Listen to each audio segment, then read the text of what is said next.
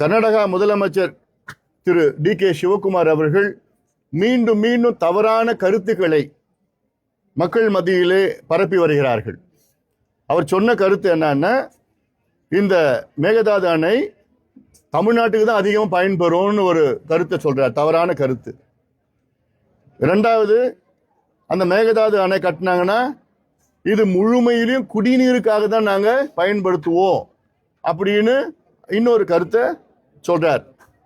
மூன்றாவது கருத்து என்ன சொல்றாருன்னா, உச்ச நீதிமன்றம் இந்த அணைக்கு அனுமதி கொடுத்துட்டாங்க அப்படின்னு மூன்றாவது ஒரு பொய்யான கருத்தை சொல்றார்.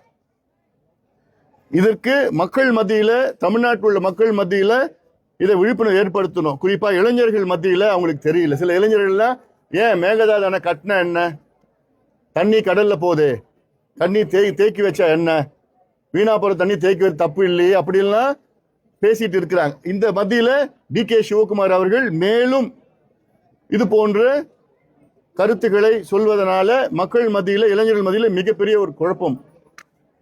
இதான் தெளிவுபடுத்தணும். ஒன்று, உச்ச நீதிமன்றம் கர்நாடக அரசுக்கு மேகதாது அணை கட்டுங்கள் என்று எந்த ஒரு தீர்ப்பும் கொடுக்கல.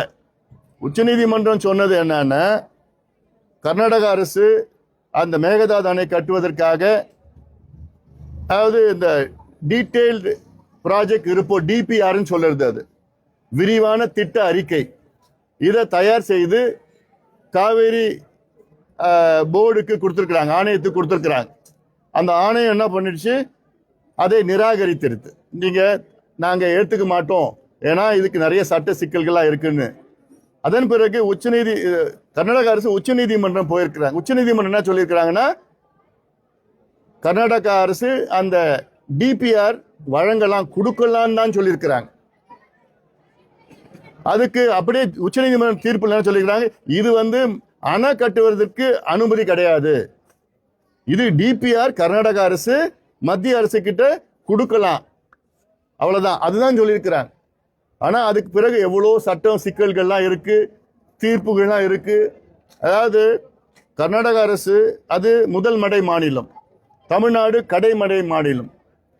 எந்த ஒரு திட்டமோ முதல் மடை மாநிலத்தில் எந்த ஒரு திட்டம் காவிரியில் கட்டணும்னா கடைமடை மாநிலம் தமிழ்நாட்டுடைய அனுமதி இல்லாமல் கட்ட முடியாது. சின்னதாக தடுப்பணை கட்டினாலும் தமிழ்நாடு அனுமதியோட கட்ட முடியாது, அனுமதி இல்லாமல் கட்ட முடியாதுன்னா இது சட்டம், இது தீர்ப்பு, நடுவர் மன்றம் தீர்ப்பு, உச்ச நீதிமன்றம் தீர்ப்பு, இதுல அத்துணை அக்ரிமெண்ட்ல எல்லாமே இருக்கு, ஒப்பந்தத்தில் எல்லாமே இருக்குது இல்லை. அதனால இது தெளிவா இருக்குது. இதை மீறி கர்நாடகா கட்டக்கூடாது, கட்டவும் முடியாது. ரெண்டாவது, இது வெறும் குடிநீருக்கு தான் நாங்கள் பயன்படுத்துவோம்னு சொல்றாங்க. இதுவே தப்பு. வெறும் குடிநீருக்கு நீங்க பயன்படுத்துவீங்கன்னா எதுக்கு 70 டிஎம்சி கொள்ளளவு கொண்ட அணையை நீங்க கட்டுறதுக்கு நீங்க துடிக்கிறீங்க? உங்களுக்கு பெங்களூர் நகரத்துக்கு உங்களுக்கு 70 டிஎம்சி குடிநீர் தேவையா? இப்போ பெங்களூர்ல ஏற்கனவே 20 டிஎம்சி தண்ணீர் அங்க போயிட்டு இருக்கு, காவிரியிலிருந்து போயிட்டு இருக்கு. இதுவே காவிரி நடுவர் மன்றம் இறுதி தீர்ப்புல பெங்களூர் நகரத்துக்கு 20 டிஎம்சி தண்ணீர் கொடுக்கணும்னு சொல்லியிருக்கிறாங்க, தீர்ப்பு வழங்கியிருக்காங்க. 20 டிஎம்சி தண்ணி போயிட்டு இருக்கு. கூடுதலா உங்களுக்கு தேவை வெறும் 5 டிஎம்சி, இல்லைன்னா ஒரு 7-8 டிஎம்சி தேவைப்படும், அவ்வளவுதான். அது எதுக்கு நீங்க 70 டிஎம்சி டேம கட்டுறீங்க? அப்ப மற்ற தண்ணி என்ன பண்ண போறீங்க? அப்போ இது முரண்பாடானது. தமிழ்நாட்டுக்கு எந்த பயன் இருக்கும் இதனால? நான் ஒரு உதாரணம் சொல்றேன். இப்போ தமிழ்நாட்டில் நமக்கு இருக்கிறது ஒரே டேம், மேட்டூர் டேம். அதோடைய கொள்ளளவு 93 டிஎம்சி. கர்நாடகாவில் கிட்டத்தட்ட 4 பெரிய அணைகள், கேஆர்எஸ் டேம், கிருஷ்ணராஜசாகர் டேம், 2வது கபினி, 3வது ஹேமாவதி, 4வது ஆரங்கி, இன்னொரு சின்ன டேம் இருக்கு, ஸ்வர்ணாவதினு ஒன்று இருக்கு. இது இல்லாமல் இன்னொரு சின்ன டேம் எல்லாம் அதிகமாக இருக்கு. இந்த 4 பெரிய அணைகள் உடைய மொத்த கொள்ளளவு பார்த்தீங்கன்னா 115 டிஎம்சி. இப்போ இதுக்கு மேல மேகதாது கட்டினாங்கன்னா 70 டிஎம்சி கூடுதலான 185 டிஎம்சி தண்ணி கொள்ளளவு கொண்ட மாநிலமா கர்நாடகா மாறும் காவிரி படுகையில்.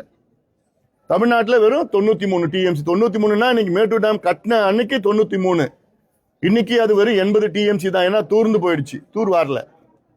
அப்போ இன்னைக்கு மேட்டூர் டேம்ல தண்ணி கிடையாது. ஜூன் 12ஆம் நாள் இந்த மாதம் ஜூன் 12ஆம் நாள்ல திறந்திருக்கணும் மேட்டூர் டேம், திறக்கல.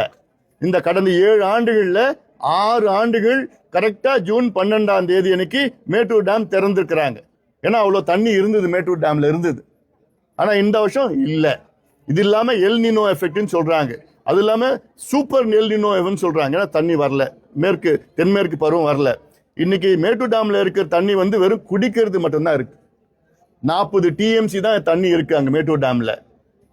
இப்போ ஒரு உதாரணம் நினைச்சுக்கங்க, இப்போ மேகதாது அணை கட்டியிருந்தாங்கன்னா மேட்டூர் டேம்ல அந்த 40 டிஎம்சி கூட இருக்காது, நமக்கு குடிக்கிறதுக்கு தண்ணி இருக்காது. காவிரி என்பது தமிழ்நாட்டினுடைய உயிர் நாடி பிரச்சனை. தமிழ்நாட்டில் மொத்தம் 38 மாவட்டங்கள் இருக்கு. இந்த 38 மாவட்டத்தில் 28 மாவட்டம் காவிரியை நம்பி இருக்கிற மாவட்டம். விவசாயத்துக்கு மட்டுமில்ல, குடிநீருக்கும். சென்னை உட்பட, சென்னையில 1 கோடி மக்கள் இருக்கிறாங்க, 50 லட்சம் ஃப்ளோட்டிங் பாப்புலேஷன். 1.5 கோடி மக்கள் சென்னையில காவிரியை நம்பி இருக்கிறாங்க. வீராணத்துக்கு போய் வீராணத்துல இருந்து தண்ணி சென்னைக்கு போகுது, குடிக்கிறது போகுது. இது மட்டும் இல்ல, எத்தனை மாவட்டம், இப்ப கிருஷ்ணகிரி மாவட்டம், தருமபுரி மாவட்டம், ஒகேனக்கல் கூட்டு குடிநீர் திட்டம், வேலூர் எல்லாமே போயிட்டு இருக்குது. இது இல்லாம தென் மாவட்டம் திண்டுக்கல், ஏன் மதுரை மேலூருக்கு போகுது, காவிரி கூட்டு குடிநீர் திட்டம் போகுது, மேலூர் மதுரைக்கு போகுது. ஆக ஒட்டுமொத்த குடிநீர் பிரச்சனை. தமிழ்நாட்டில் 8 கோடி மக்கள், 8 கோடி மக்கள்ல 5.5 கோடி மக்கள் காவிரி நம்பி இருக்கிறாங்க. ஆக இவ்வளோ மக்கள் நம்பி இருக்கிற ஒரு மாநிலம், ஆனா நாங்க இன்னொரு டேம் நாங்க அங்க கட்டுவோம், கட்டினாங்கன்னா அவங்க கிட்ட போய் நம்ம கெஞ்சணும். நிச்சயமா கொடுக்க மாட்டாங்க தண்ணி. காவிரி நடுவர் மன்றம் தீர்ப்பு, தெளிவான தீர்ப்பு 2006ல் என்ன சொல்லியிருக்கிறாங்கன்னா, ஷெட்யூல் போட்டிருக்காங்க, டைம் டேபிள் போட்டிருக்காங்க. அதாவது ஒரு காலத்துல முதல்ல பாத்தீங்கன்னா நமக்கு ஒப்பந்தம், தமிழ்நாடு தண்ணி வர ஒப்பந்தம் 425 டிஎம்சி காவிரியில் நமக்கு கிடைக்கிற தண்ணி. அதுக்கு பிறகு அது 404 டிஎம்சியா குறைஞ்சது. அதன் பிறகு அது 205 டிஎம்சியா குறைஞ்சது. அதன் பிறகு 192 டிஎம்சியா குறைஞ்சது. இன்னைக்கு 177.25 டிஎம்சி இறுதி தீர்ப்புல நமக்கு குறைச்சிருக்கிறாங்க. அந்த 177 டிஎம்சி தண்ணி நமக்கு ஷெட்யூல் 12 மாசத்துல, இந்த மாசம் 12 டிஎம்சி, இதுல 14, 28, 30, 42 ஒவ்வொரு மாதமும் கர்நாடகா நமக்கு தண்ணி கொடுக்கணும், ஷெட்யூல் போட்டிருக்காங்க, டைம் டேபிள். ஆனா இது வரைக்கும் ஒரு முறை கூட அந்த ஷெட்யூல கர்நாடக அரசு மதிக்கல.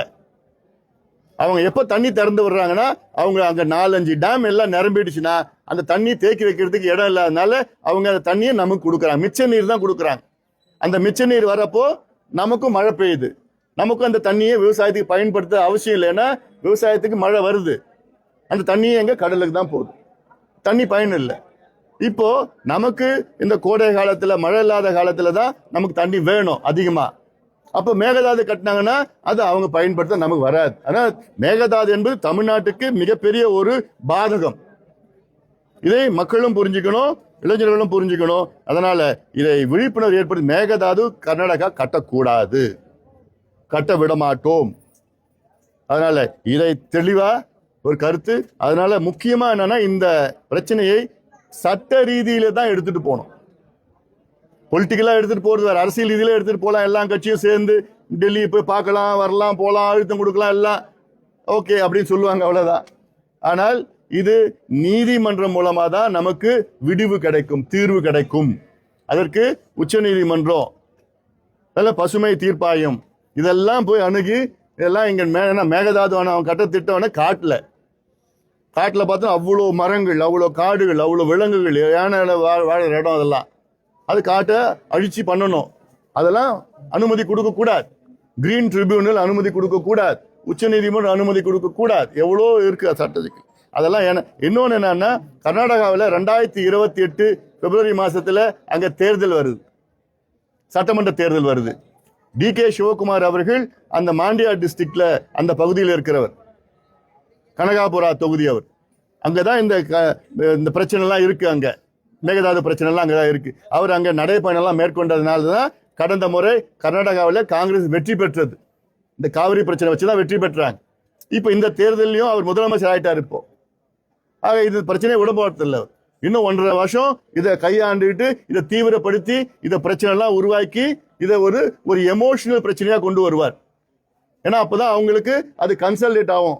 கன்சல்டேட் ஆச்சுன்னா அவங்களுக்கு மக்கள் ஓட்டு போடுவாங்க கர்நாடகாவில். ஆனா நமக்கு பாதிப்பு வரும். என்ன பாதிப்புனா, இது எமோஷன்ல இருந்து சட்டம் ஒழுங்கு பிரச்சனை வரும். தமிழ்நாடா கர்நாடகாவா, அங்க தமிழர்கள் எவ்வளவு பேர் வாழ்ந்துட்டு இருக்கிறாங்க. அதெல்லாம் இதெல்லாம் வேற விதமான பிரச்சனை வரும். அதனால இதை ஒரு ஒரு ஒரு ஒரு ரெஸ்பான்சிபிளா இருக்கணும் கர்நாடகாவில். சும்மா எடுத்துமா அப்படி பேசணுமா இப்படி சும்மா தவறான கருத்துக்கள்லாம் சொல்லக்கூடாது கர்நாடக அரசு. நம்ம கடுமையா இதுல நேற்று தீர்மானம் போட்டிருக்கோம், சட்டமன்றத்தில் போட்டிருக்கோம். ஆனாலும் இது கடந்த ஆட்சியும் போது தீர்மானம் போட்டிருக்கு, அதுக்கு முந்தைய ஆட்சியும் தீர்மானம் போட்டிருக்கு. தீர்மானம் போடுவோம், அது அரசியல் ரீதியில். ஆனா சட்ட ரீதியில இதை அணுகணும். நல்ல வழக்கறிஞர்களை வைத்து இதை திட்டமிட்டு இந்த பிரச்சனைகளை அணுக வேண்டும் என்று தமிழக அரசை நாங்கள் கேட்டுக்கொள்கின்றோம். இது என்னென்ன அது உதவிகள்லாம் தேவையோ நாங்கள் எல்லாத்தையும் அதை செய்யறதுக்கு நாங்கள் தயாராக இருக்கிறோம்.